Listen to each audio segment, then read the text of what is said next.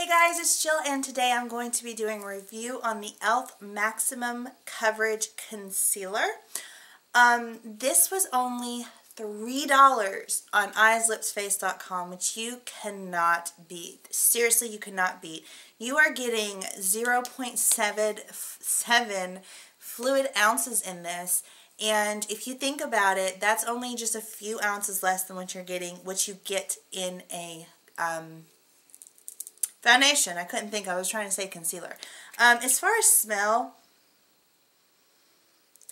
it doesn't really have a scent to it. I think I smell more of the bottle than I do. Yeah, I smell the bottle. I don't smell anything coming from the concealer. As far as the consistency, it actually feels, if you think about the Revlon Color Whipped Foundation, it actually has that kind of consistency and texture. It's a little more runny, I would say, than the Revlon Whip Foundation. So that's what it looks like right there. This is in the color Porcelain, and it's seriously, oh, it just blends out like a dream. It feels so good on the skin. It's not oily. It's not anything but just blending in beautifully. I just love it. And if you can see, it does, I don't know if you can tell in this light, kind of getting a little washed out, but it does leave a little bit of a dewy finish. I think that this is suited for either dry or oily skin because of the fact that if you are putting concealer, well, usually when you put any kind of creamy product onto your skin, you usually want to set it with a powder, which is going to lock it in. So I always set concealer under my eyes and on my face with a powder all the time. So I'm going to go ahead and shoot to the demo. In the demo, I actually show you I apply the Porcelain to underneath my eyes. And for the coverage, as far as like what I was wearing today, I was wearing only a tinted moisturizer, just so you can really see the coverage of this concealer. Now, usually what I do is I usually wear like my Misha BB cream, which has exceptional coverage, or I'll use my Revlon Color Stay Whipped Foundation or my Revlon Color Stay Foundation, which they all are fuller coverage, not concealers, foundations. So with that being said, I find for me, because I don't have perfect skin and I have severely bad dark circles, this just isn't enough coverage for me. I either need to use a corrector underneath this actual concealer, or I need to apply my heavier foundations in order to be able to use this as a concealer and get the coverage that I need. So as far as it being maximum coverage, no, it's definitely not maximum coverage. When you think of maximum coverage, you think of Benefits, what is that stuff called? You talk about It Cosmetics Bye Under Eye. There's Amazing Cosmetics. There's a lot of other full coverage concealers. I know Mally has some. But this, oh, I know, the one from the drugstore that you get from Walmart, the Hard Candy Glamouflage. Now that is a full coverage concealer. This, not so much, but I will say that for the price and for the amount that you're getting, I mean, you could actually use this as a foundation as well. You are getting just that much. And I think that you're going to get decent coverage. As long as you set it with a foundation, I feel that not a foundation, as long as you set it with a powder, I feel that it would be suited good for oily skin. It will give you a bit of a dewy finish. But, yeah, definitely, like, double up and use these as foundations as well.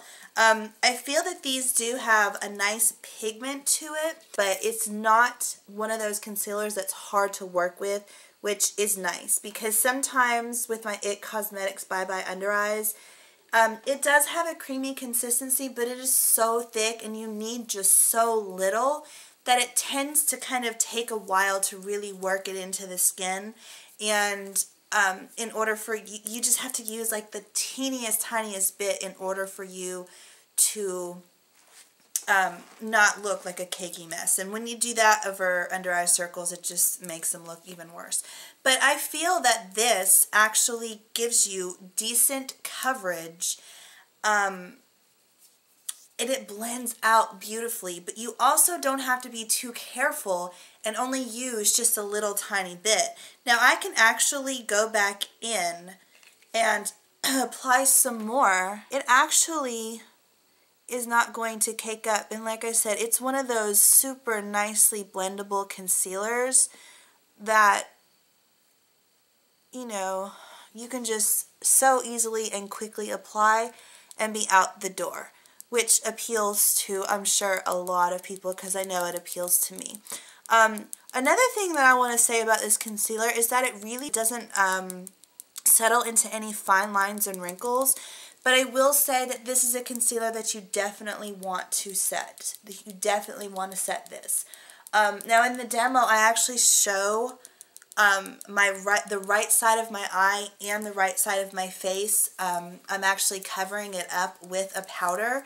And the left side, I absolutely do not cover up with a powder. So I definitely give these 2 thumbs up for the fact that it blends beautifully.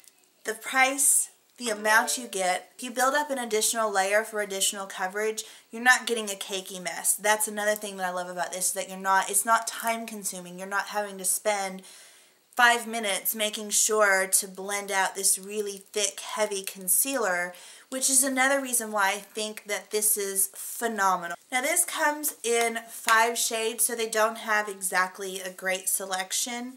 The only downfall is that it's not full coverage, but I definitely highly recommend this concealer, especially for those of you who have like pretty flawless skin already and just might need a little bit of concealing here and there. This is going to be perfect for you, and it's going to last you forever and a day, and you're only spending $3. So with that being said, let me go ahead and let you guys go. Stay tuned to see how this holds up throughout the day, because I will be back later on tonight. So until then, I will see you guys later.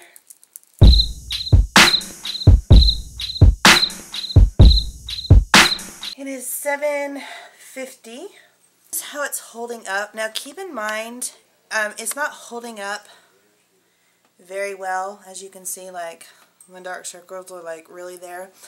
But do keep in mind, if I were to have put on a fuller coverage foundation, this would have stayed on better. If I were to have had a longer staying foundation on rather than just putting on a tinted moisturizer this morning, it would have stayed better. So keep that in mind too. The fact that I just wore a tinted moisturizer that stays only like about 4 to 6 hours, that's pretty much about the length of this, of the wear of this today too.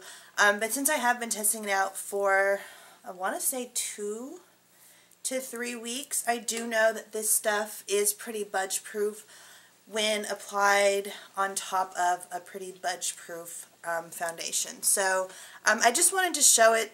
The reason why, but that's the reason why I wanted to do it over a tinted moisturizer, was to show you the wear on me with just very little coverage initially anyway. So you can definitely see my blemishes peeking through. Let me kind of zoom in a little bit on those. Yeah. And it did cover my blemishes, so I mean it did do a pretty good job. Definitely I would say set it with powder, and to create more longevity to the concealer, I definitely would suggest applying a long-wearing foundation and then applying this over it and then topping it with a powder. That's definitely the way to really ensure lasting power. But as far as as far as the performance is concerned, definitely take those steps if you want to make it last. Also, another thing to help the longevity of your makeup is also a makeup finishing spray like the Scandinavia. I heard that the Urban Decay is like exactly the same as Scandinavia. My jaws are hurting right now. I say about 8, 9, maybe even 10 hours sometimes I can get, as long as I wear it over a long wearing foundation. So I think that's all I want to say. I really, really suggest you guys get these. So I highly recommend that you guys give it a try. Thank you guys so much for watching, and I will see you guys in the next one. Bye. Power Volume 24 Hour Black Smoke Smoky Matte Effect Mascara. I'm going to go ahead and show you how this applies while I read the claims.